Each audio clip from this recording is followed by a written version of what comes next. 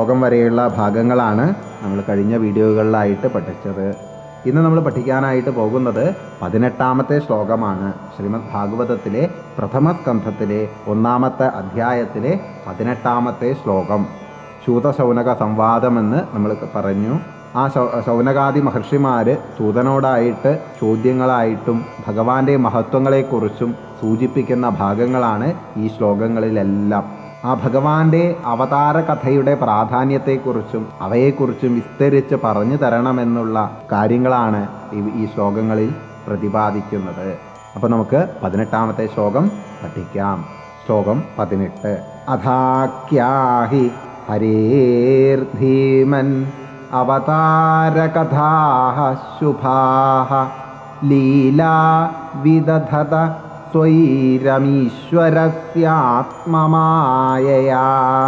ശ്ലോകം ഒന്നുകൂടി നോക്കാം.